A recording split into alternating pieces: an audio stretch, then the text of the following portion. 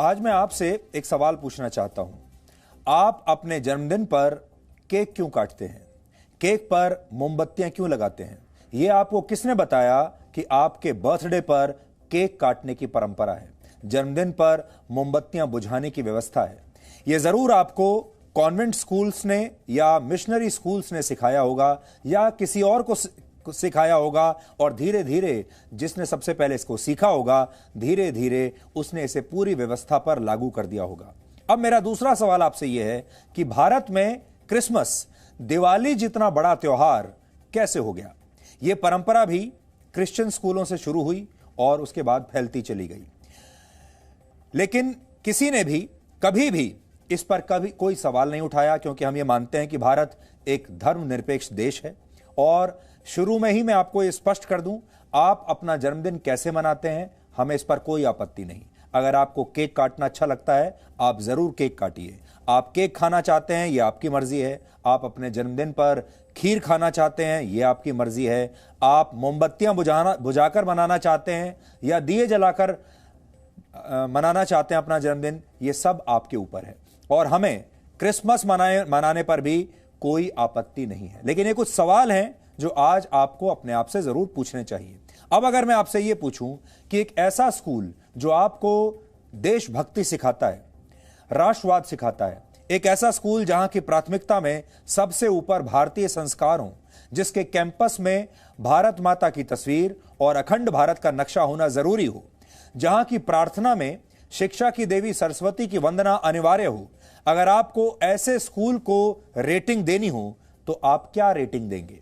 हमें लगता है कि आप अपने बच्चों को वहां जरूर पढ़ाना चाहेंगे, लेकिन जैसे ही आपको यह बताया जाएगा कि ऐसे स्कूल हैं, ये ऐसे स्कूल हैं और ये स्कूल आरएसएस यानी राष्ट्रीय स्वयंसेवक संघ चलाता है, तो यह सुनकर शायद कुछ लोगों को परेशानी हो सकती है।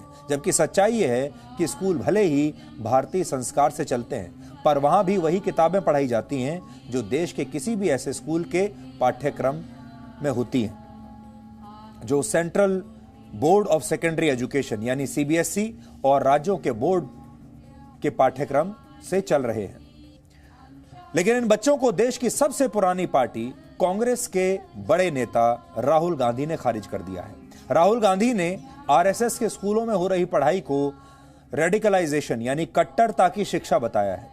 राहुल गांधी ने पाकिस्तान में चल रहे मदरसों में दी जा रही इस्लामिक कट्टरता से इन स्कूलों की तुलना की है। इसलिए इन स्कूलों में पढ़ रहे बच्चों ने राहुल गांधी के लिए आज हमारे जरिए, जी न्यूज के जरिए एक संदेश भेजा है। बच्चों ने राहुल गांधी से क्या कहा है, यह तो हम आपको आज बताएंगे। उससे पहले हम आपको आज यह सुनाना चाहते हैं कि राहुल गांधी ने इन स्कूलों के बारे में क्या कहा है। Higher education, in fact, the whole education system is being targeted, right? Rewriting of history, subtle rewriting of social norms, subtle attack on the ideas of the constitution, subtle attack on the ideas of equality. So these are values that India just requires. Modern India cannot exist without these values, right? So absolutely you need to reclaim this space. What is going on is essentially an attack on the idea of equality, right? And by the way, the RSS began the attack through their schools. So much like the radical Islamists use their madrasas in Pakistan, much like that, the RSS uses its schools to push a particular worldview, right? Nobody asks the question, where does the RSS get the money to run hundreds of thousands of schools from? These are not profitable schools. So nobody is asking the question, right? So absolutely, it's a capture of the Indian education system, and the Indian education system has got to be taken back from their hands. It's going to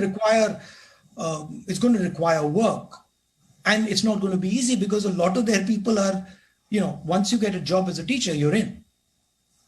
That's it. Then you can't be removed. So we are looking at a long problem. Rahul Gandhi ने अपने इस interview में असल में बहुत बड़ी बात कही है और यह बहुत आपत्तिजनक बात है। हैरानी की बात यह है कि राहुल गांधी के इस बयान को किसी ने बहुत ज्यादा या तो समझा नहीं या गंभीरता से नहीं लिया। लेकिन अगर राहुल गांधी को ऐसे ही खुला छोड़ दिया गया और वो लगातार इसी तरह का दुष्प्रचार करते चले गए तो हो सकता है एक दिन धीरे धीरे भारत में भी लोगों की विचारधारा फिर से बदलनी शुरू हो जाए। इसलिए राहुल गांधी ने ये जो दुष्प्रचार किया है, राहुल गांधी ने पूरे देश को और दुनिया को जो बहकाने की कोशिश की है, आज उसका जवाब देना बहुत जरूरी हो गया था। इसलिए हमने आज ये तय किया कि आज सबसे पहले हम आपको सही बात बताएंगे, सबसे पहले आपको सत्य बताएंगे और सबसे पहले आज आपको यह बताने की कोशिश करेंगे कि जिन स्कूलों में राष्ट्रवाद पढ़ाया जाता है, जिन स्कूलों में भारत के संस्कारों को पढ़ाया जा रहा है, जिन स्कूलों में यह कहा जा रहा है कि आप भारत से प्यार कीजिए, उन स्कूलों को आप इस तरह से बदनाम कैसे कर सकते हैं। और वापस बात वहीं आ जाती है कि धर्मनिरपेक्षता की असली परिभाषा क्या है। और कहीं ऐसा तो नहीं कि पिछले 70 साल में हमें लगातार धर्मनिरपेक्षता की गलत परिभाषा बताई गई हो। भारत में आजादी के बाद से शिक्षा के लिए मोटे तौर पर भारत के तमाम लोगों के लिए दो ही विकल्प हुआ करते थे। भारत में या तो कॉन्वेंट स्कूल थे और या फिर सरकारी स्कूल थे। कॉन्वेंट स्कूल अमीरों के लिए थे, उन लोगों के लिए थे जिनके पास बहुत पैसा था, वो ही लोग कॉन्वेंट स्कूल जा सकते थे। एक जगह पर फीस बहुत ज्यादा थी, वहां अंग्रेजी शिक्षा मिलती थी, लेकिन ये जो अंग्रेजी शिक्षा मिलती थी ये पश्चिम की सभ्यता से प्रभावित थी और ये ईसाई धर्म से प्रभावित थी। यहां पर आपको चर्च के बारे में बताया जाता था, मंदिर के बारे में नहीं। यहां आपके स्कूल का जो प्रिंसिपल है उसे फादर कहा जाता है, प्राचार्य नहीं। जबकि दूसरी जगह यानी हमारे सरकारी स्कूलों में शिक्षा मुफ्त थी, लेकिन शिक्षा का स्तर अच्छा नहीं था। इसलिए बहुत मजबूरी में लोग सरकारी स्कूलों में अपने बच्चों को भेजते थे। सिर्फ वही लोग सरकारी स्कूलों में अपने बच्चों को भेजते थे जिनके पास उन्हें पढ़ाने के लिए कोई पैसा नहीं था। इसलिए महंगी शिक्षा हासिल करने की क्षमता रखने वाले अमीर लोग कॉन्वेंट स्कूल्स में पढ़ते चले गए और गरीब वर्ग ने सरकारी स्कूलों को चुना, क्योंकि उनके पास और कोई चारा था ही नहीं। यहां पर एक बात और खास आपको बताते हैं, कॉन्वेंट स्कूलों में क्योंकि सक्षम लोगों के बच्चे पढ़ते थे और धीरे धीरे ये पश्चिमी सभ्यता और जो भी वहां पढ़ाया जाता था उससे प्रभावित होते थे। फिर यही बच्चे आगे बड़े होकर प्रशासनिक नौकरियों में आए, बड़े बड़े फैसले लेने के पदों पर बैठे और उसके बाद यही बच्चे धीरे धीरे इन्होंने अपना देश चलाना शुरू किया, समाज को प्रभावित करना शुरू किया, अपने परिवारों को चलाना शुरू किया और धीरे धीरे धीरे यही संस्कार आपने अपने देश में चारों तरफ इनको फैलते हुए देखा। और ये जो केक काटने वाला संस्कार है, ये जो तरीका है कि आप अपना जन्मदिन हमेशा केक काटकर ही मनाएंगे, ये जो संस्कार हैं, ये जो फैशन है, ये इन्हीं स्कूलों से आया है। राष्ट्रीय स्वयंसेवक संघ ने इस जरूरत को शुरुआत में ही पहचान लिया और वो शिक्षा का वो मॉडल लेकर आई जो सीमित संसाधनों वाले व्यक्ति को भारतीय संस्कारों और नैतिक मूल्यों वाली शिक्षा दे सके। क्योंकि उस समय एक तरफ तो कॉन्वेंट स्कूल थे जो आपको भारत के संस्कारों से दूर ले जा रहे थे, वो आपको सिर्फ चर्च के बारे में बताते थे, मंदिर के बारे में नहीं। दूसरी तरफ सरकारी स्कूल थे जिसमें शिक्षा का कोई स्तर ही नहीं था और उसका कोई चरित्र भी नहीं था। ऐसे में भारत के लोगों के लिए कोई भी ऐसी शिक्षा प्रणाली नहीं बची थी जहां वो राष्ट्रवाद की भाषा सीख सकें, जहां पर वो अपने संस्कारों के बारे में जान सकें, जहां पर वो ऐसी शिक्षा ले सकें जहां पर उन्हें यह समझ में आए कि हमारे असली संस्कार क्या हैं, हमारी असली पहचान क्या है। तो आरएसएस ने वर्ष 1952 में उत्तर प्रदेश के गोरखपुर में पहला स्कूल खोला और फिर 1977 में विद्या भारती की स्थापना की गई। ये आरएसएस का एजुकेशन विंग है जिसे विद्या भारती कहते हैं। धीरे धीरे हर राज्य और शहर में इसके तहत स्कूल खोले गए और आज विद्या भारती के तहत भारत में 12,850 स्कूल चल रहे हैं, लगभग 13,000 स्कूल, 49 कॉलेज और एकल विद्यालय मिलाकर कुल 30,000 शिक्षण संस्थान आज भारत में काम कर रहे हैं। और इन स्कूलों में 80,000 क्रिश्चियन और मुस्लिम बच्चे भी पढ़ते हैं। इसलिए अगर कोई यह सवाल उठाता है कि यह सेकुलर नहीं है या ये धर्मनिरपेक्ष नहीं है, तो ऐसे लोगों को बता दें कि इन स्कूलों में 80,000 ईसाई और मुसलमान बच्चे भी पढ़ रहे हैं। 1952 से अब तक विद्या भारती के स्कूलों में 1 करोड़ से ज्यादा बच्चे पढ़ चुके हैं। अब बड़ी तस्वीर पर आप गौर कीजिए। ये जो 1 करोड़ बच्चे इन शिक्षा संस्थानों से पढ़े हैं, ये बच्चे अब बड़े हो चुके हैं। अब ये बच्चे नीति निर्धारक बन रहे हैं। अब ये बड़े बड़े पदों पर पहुंच चुके हैं। अब ये अपने परिवार के मुखिया हो गए हैं। अब ये समाज पर अपना असर डाल रहे हैं। अब ये इस स्तर पर पहुंच चुके हैं कि ये अपने लिए, अपने परिवार के लिए और अहम पदों पर रहते हुए देश के लिए भी बड़े फैसले ले सकते हैं। और इसीलिए आजकल आप देख रहे हैं कि अब भारत में राष्ट्रवाद की बात हो रही है, अपने देश के मूल्यों को आगे बढ़ाने की बात हो रही है, मातृभाषा में पढ़ाई करने की नीतियां बनाई जा रही हैं। और ये सब अचानक नहीं हुआ। अगर आपको ऐसा लगता है कि ये सब सिर्फ 5 साल में हो गया, 7 साल में हो गया, 2014 के बाद से ही हुआ है, तो ये गलत है। ये जो बदलाव है ये बहुत धीरे धीरे हुआ है और इस बदलाव ने कई दशकों का समय लिया है। ये एक लंबे इंतजार और लंबे प्रयास का फल है। यहां गौर करने वाली बात यह भी है कि राहुल गांधी को अपनी राजनीति में अलीगढ़ मुस्लिम विश्वविद्यालय से कोई परेशानी नहीं, जबकि उसके संस्थापकों ने देश की आजादी की जगह मुसलमानों के लिए यह समझाया, ताकि मुसलमानों को पढ़ने के लिए समझाया ताकि वो हिंदुओं से पिछड़ न जाएं। यूनिवर्सिटी के नाम में मुस्लिम यूनिवर्सिटी डाला, यह कहते हुए कि यह सिर्फ मुसलमानों के लिए है। और यही वो सोच थी जिसने आगे पाकिस्तान को जन्म दिया।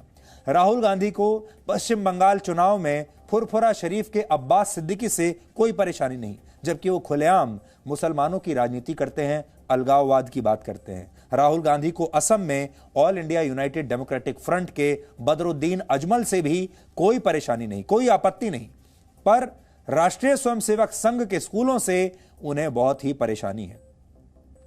देश को राहुल गांधी की सोच का सच बताने के लिए आज हमने ये तय किया कि हम बाहर निकलेंगे और आरएसएस द्वारा संचालित कुछ स्कूलों में जाएंगे, क्योंकि हो सकता है आप लोगों के मन में भी आरएसएस द्वारा संचालित स्कूलों को लेकर बहुत सारी गलतफहमियां भर दी गई होंगी। और ये गलतफहमियां और ये दुष्प्रचार सेकुलरिज्म के नाम से होता है, धर्मनिरपेक्षता के नाम से होता है, और अपने आप को लिबरल बताने वाले नेता, बुद्धिजीवी, पत्रकार, बड़े बड़े ऑथर, लेखक, ये सारे लोग सेकुलरिज्म के नाम पर आरएसएस पर हमला करते हैं और ये कहते हैं कि इन स्कूलों में कट्टरवादी शिक्षा दी जाती है। इसलिए आज हम आपको ऐसे ही स्कूलों में लेकर चलेंगे। आप खुद अपनी आंखों से इस ग्राउंड रिपोर्ट के जरिए देखिए कि इन स्कूलों में आखिर होता क्या है। ओम भूर्भुवः स्वाहा तत्सवितुर्वरेण्यं भर्गो देवस्य धीमहि धियो यो नः प्रचोदयात्।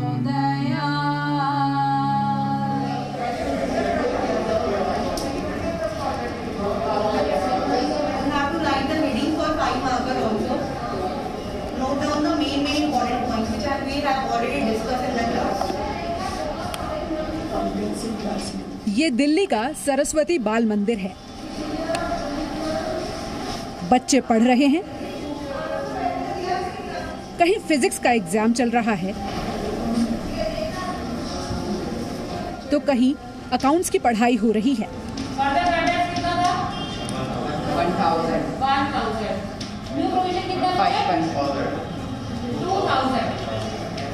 ये बच्चे आज राहुल गांधी से कुछ कहना चाहते हैं। इस पॉइंट को जरूर करना। मैं उनसे यही कहना चाहूँगी कि जिस व्यक्ति को ये नहीं पता कि एनसीसी क्या है, जिस व्यक्ति को इस बात का ज्ञान नहीं है कि उत्तर और दक्षिण के लोगों में समझदारी की कमी नहीं है, आप जाके केरला में ये बोलते हैं कि वहाँ के लोगों को मुद्दों की ज़्यादा समझ है, बल्कि ये तो आप एक तरीके से कहना चाह रहे हैं कि इतने सालों से जो अमेठी के लोग आपको जिताते थे वो बुद्धू थे कि वो आपको वोट दे के इतने सालों तक जिताते रहे। आपकी बहन यूपी में प्रचार करती हैं और आप जाके बोलते हैं वहाँ के लोग बेवकूफ़ हैं।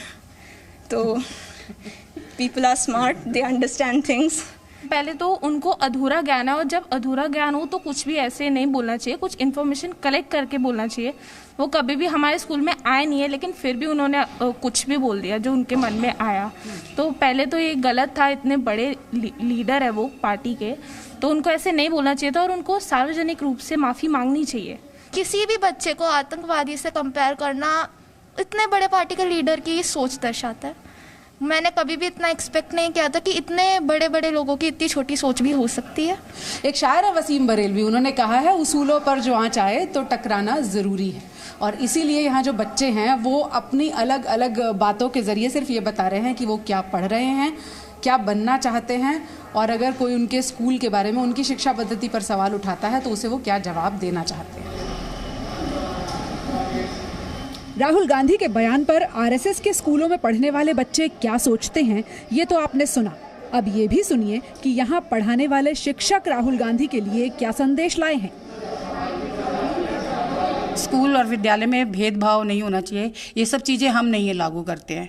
हमारे पास सब बच्चे आते हैं और हम उनको उसी तरीके से सबको एक ही मानकर चलते हैं और ट्रीट करते हैं। वो कभी आए हो स्कूल, वो इन स्कूलों का दौरा करें और देखें आकर के, तब उन्हें पता लगे ना असलियत। बोलने से तो कुछ नहीं होता। जब तक आप उस सुनी सुनाई बातों पर विश्वास ना करें, आप आकर देखें। यहाँ सब अच्छी बातें सिखाई जाती हैं। धर्म से रिलेटेड हम कभी उन पे कोई क्वेश्चन मार्क नहीं लगाते, और ना ये देख के पढ़ाते हैं कि वो हिंदू है या मुस्लिम है, सिख है या ईसाई है। उनका कहना बिल्कुल गलत है हम कि वहाँ पर जब पाकिस्तान की तरह मदरसों का निर्माण हो रहा है, ऐसा कुछ भी नहीं है। और हमारे यहाँ पर 20,000 विद्यालयों की इतनी बड़ी चेन है, सबसे बड़ी चेन ही विद्या भारती के विद्यालयों की है। तो ये उनका कहना सरासर गलत है, ऐसा कुछ भी नहीं है यहाँ पर। अब हम आपको कुछ ऐसी बातें बताते हैं जो आपको सिर्फ और सिर्फ सेवा भारती के तहत आने वाले स्कूलों में ही देखने को मिलेगी।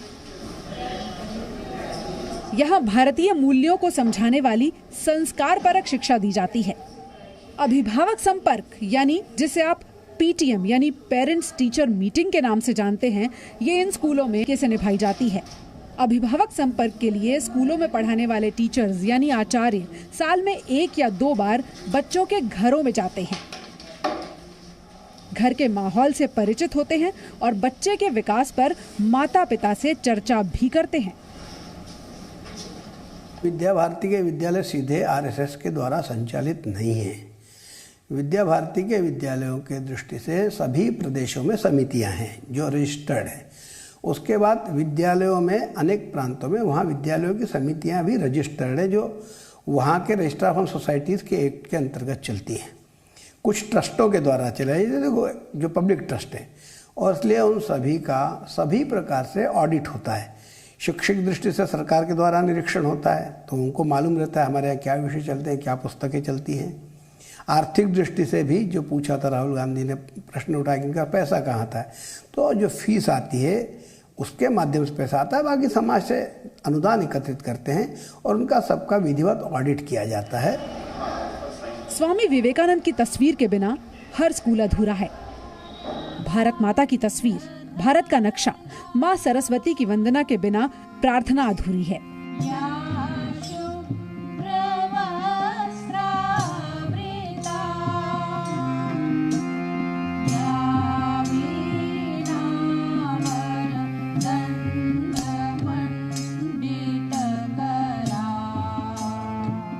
स्कूल में न तो राजनीति की बातें होती हैं, न किसी धर्म को मानने या ना मानने की। क्रिएटिव आर्ट्स, खेल कूद और अलग अलग प्रतियोगिताओं में मेडल जीतने वाले बच्चे यहाँ जरूर मिलते हैं, और हाँ, प्रेरणा देने वाले संदेश भी। मैम, को करिकुलर एक्टिविटीज़ में एजुकेशन का एंटरटेनमेंट पार्ट है, और जिसको हम नाम देते हैं एंटरटेनमेंट या एजुटेनमेंट। तो उसमें स्पोर्ट्स आता है, म्यूज़िक आता है, डांस आता है, उसमें डिफरेंट एक्टिविटी, ड्रामेटिक्स आता है उसके अंदर।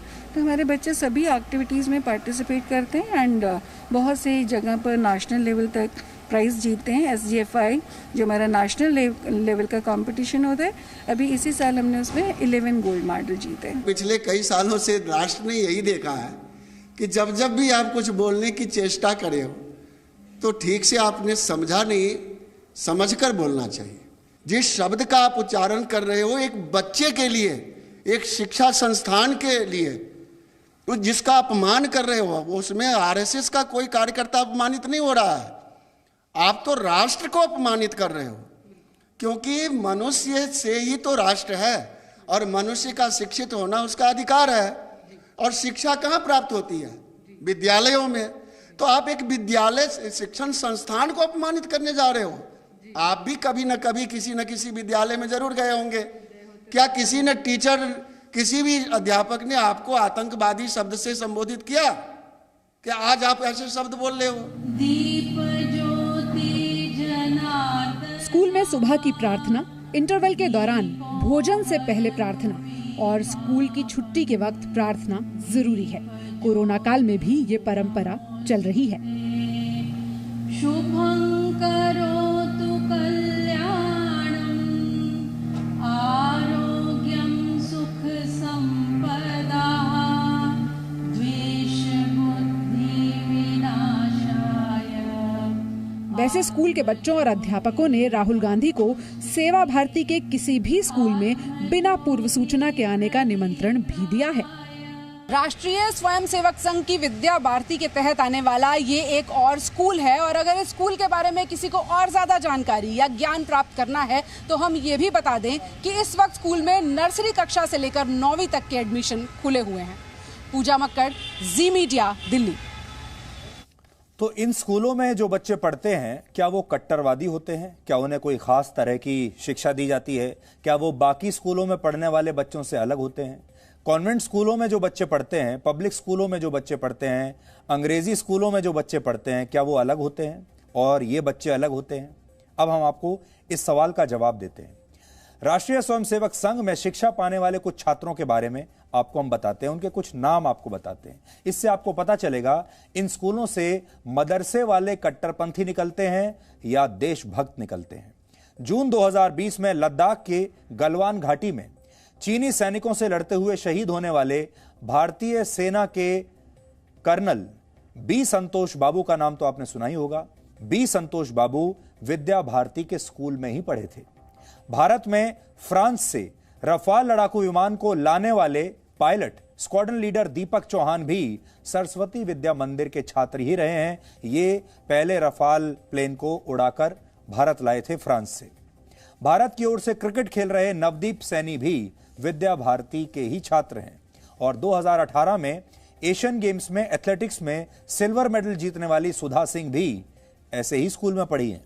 ये कुछ ऐसे नाम हैं जिन पर आज आप गर्व कर सकते हैं और इन सभी छात्रों ने भारतीय संस्कारों और देशभक्ति वाली शिक्षा हासिल की है और देश को, समाज को, अपने परिवार को बहुत कुछ दे रहे हैं। भारतीय संविधान ने अल्पसंख्यकों को स्कूल कॉलेज खोलने और उन्हें चलाने के लिए कुछ विशेष अधिकार दिए हैं, यानी जो भी अल्पसंख्यक वर्ग हैं वो अपने लिए स्कूल और कॉलेज अलग से खोल सकते हैं। ये अधिकार देश में अल्पसंख्यकों को भारतीय संविधान के आर्टिकल 30 के तहत दिए गए हैं। भारतीय संविधान के आर्टिकल 30 के अनुसार सभी अल्पसंख्यकों को देश में अपनी पसंद के शैक्षिक संस्थानों को स्थापित करने और संचालित करने का अधिकार होगा। अल्पसंख्यक संस्थानों के पास इन शैक्षिक संस्थानों का व्यक्तिगत नियंत्रण होता है। व्यक्तिगत नियंत्रण, इसका मतलब वो अपने स्कूल या कॉलेजों को कैसे चलाना चाहते हैं वो उनकी मर्जी पर, उनके तरीकों पर निर्भर करता है। उस पर सरकार का कोई हस्तक्षेप नहीं होता। देश की सरकार धर्म या भाषा के आधार पर किसी भी अल्पसंख्यक स्कूल या कॉलेज को वित्तीय मदद देने से इनकार नहीं कर सकती, यानी उनके साथ किसी भी तरह का भेदभाव नहीं कर सकती। और भारत में मदरसे और क्रिश्चियन मिशनरी स्कूल्स इसी आधार पर चलाए जाते हैं। आपने देखा होगा आपके शहर में भी, आपके राज्य में भी आपने बहुत सारे मदरसे देखे होंगे और आपने बहुत सारे क्रिश्चियन मिशनरी स्कूल्स भी देखे होंगे, कॉन्वेंट स्कूल्स भी देखे होंगे, जहां पर अलग अलग धर्मों के आधार पर शिक्षा दी जाती है। आपने कॉन्वेंट स्कूल्स में देखा होगा और आप में से बहुत सारे लोग कॉन्वेंट स्कूल में पढ़े होंगे। वहां पर सारा जोर चर्च और चर्च के तौर तरीकों पर होता है।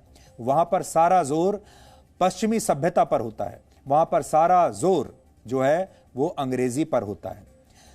लेकिन हम इस पर कोई सवाल नहीं उठा रहे। इसी तरह अगर आप मदरसों में जाएंगे तो वहां पर भी आपको एक दूसरी कल्चर देखने को मिलेगी। लेकिन किसी स्कूल में संस्कृत में प्रार्थना हो रही हो, देशभक्ति सिखाई जा रही हो या हिंदुत्व की अवधारणा के बारे में बताया जा रहा हो तो हमारे ही अपने ही देश में सवाल उठाए जाने लगते हैं। यह सबसे दुख का विषय है और यह बात आज आप अपने आप से भी पूछिएगा। जब आपने अपने बच्चों को इन कॉन्वेंट स्कूल्स में भेजा था और जब उन स्कूल्स में इन्हें चर्च के बारे में, क्रिश्चियनिटी के बारे में, ईसाई धर्म के त्योहारों के बारे में बताया जाता है, उनके तौर तरीकों के बारे में बताया जाता है, उन्हें हेलो कहने के लिए कहा जाता है और नमस्कार नहीं सिखाया जाता, तब आपने कभी भी उन पर सवाल नहीं उठाए। लेकिन अगर कोई स्कूल सरस्वती वंदना सिखाता है, नमस्कार कहना सिखाता है, तो आप सवाल उठाते हैं। ये सब पढ़ाने वाले वो स्कूल हैं जो अपनी मर्जी के पाठ्यक्रम यानी सिलेबस पर नहीं बल्कि सीबीएसई या शैक्षणिक बोर्ड के सिलेबस पर चल रहे हैं। सो इन स्कूलों में सीबीएसई का जो सिलेबस है वो पढ़ाया जाता है, कहीं बाहर का सिलेबस नहीं पढ़ाया जाता, जो कि हर स्कूल में पढ़ाया जा रहा है। इसलिए आपको ये बात जरूर ध्यान रखनी होगी। और धीरे धीरे धीरे बच्चे जो स्कूल में शिक्षा लेते हैं, स्कूल में जो संस्कार लेते हैं, वो कैसे उनके दिमाग में बसता चला जाता है, उसका उदाहरण मैंने पहले भी आपको उदाहरण दिया था और आप यहां से ले सकते हैं कि जब आप अपने जन्मदिन पर सिर्फ केक काटने के बारे में सोचें, मोमबत्तियां बुझाने के बारे में सोचें, पार्टी करने के बारे में सोचें। इसीलिए आज मैं आपसे ये सवाल पूछ रहा हूं जिसके बारे में आज आपको जरूर सोचना है कि अचानक आपके जीवन में कैसे आ गया, जबकि ये आपके संस्कार थे ही नहीं। आप अपने जन्मदिन पर केक क्यों काटते हैं? आप अपने जन्मदिन पर केक पर लगी मोमबत्तियां ही क्यों लगाते हैं और उन्हें क्यों बुझाते हैं? और भारत में क्रिसमस भी दिवाली जितना ही बड़ा त्योहार कैसे बन गया? फिर से स्पष्ट कर देते हैं, हमें क्रिसमस से कोई परेशानी नहीं, हमें ईद से कोई परेशानी नहीं, और हमें इस बात से भी कोई परेशानी नहीं है कि हमें कोई आपत्ति भी नहीं है कि आप अपना जन्मदिन कैसे मनाना चाहते हैं। आप केक खाना चाहते हैं, खीर खाना चाहते हैं, दिया जलाना चाहते हैं या मोमबत्ती बुझाना चाहते हैं। हमारे यहाँ हमारे संस्कारों में तो मोमबत्ती को बुझाना या दिए को बुझाना अशुभ माना जाता है, लेकिन पश्चिमी संस्कारों में मोमबत्ती को बुझाना शुभ माना जाता है और हमारे देश में आजकल वही चल रहा है। तो ये कैसे आया आपके संस्कारों में और आपके बच्चों के संस्कारों में, इस पर आज आप सोचिएगा। ये आया है स्कूलों से, और इन्हीं स्कूलों में पढ़ने वाले जो बच्चे थे वो बाद में बड़े हुए। बड़े होने के बाद व्यवस्था हमारी 70 साल तक ऐसी रही जिसने अंग्रेजी स्कूलों में और कॉन्वेंट स्कूलों में पढ़ने वाले बच्चों को ज्यादा स्वीकार किया। ये सारे बच्चे बड़े होकर बड़े बड़े पदों पर बैठे, प्रशासनिक सेवाओं में गए, नेता बने, अभिनेता बने, सेलिब्रिटी बने, और इन्होंने फिर यही सारे संस्कारों को आगे दूसरों तक फैलाने का काम किया। और देश में जब ये बड़े बड़े फैसले ले रहे थे, क्योंकि फैसले भी तो इन्हीं के हाथ में थे, इन्होंने फैसले भी वैसे ही लिए और से ही उन्हीं संस्कारों को आगे बढ़ाया, वैसे ही स्कूलों को आगे बढ़ाया, वैसे ही कॉलेजों को आगे बढ़ाया, और धीरे धीरे ये एक व्यवस्था बनती चली गई। लेकिन आरएसएस ने जो स्कूल शुरू किए थे, जिसमें अब 1 करोड़ से ज्यादा बच्चे पढ़ चुके हैं, अब ये 1 करोड़ बच्चे बड़े हो चुके हैं, समझदार हो चुके हैं, और ये बच्चे भी अब बड़े बड़े पदों पर आ चुके हैं। ये बच्चे भी अब इतनी ताकत रखते हैं कि ये समाज में अपना प्रभाव छोड़ सकें और बड़े बड़े फैसले ले सकें। इसलिए अब आपको अपने समाज में ये सारे बदलाव देखने को मिल रहे हैं, और राहुल गांधी जैसे जो नेता हैं, जो कि जमीन से कटे हुए हैं, उन्हें इस बात का एहसास है ही नहीं।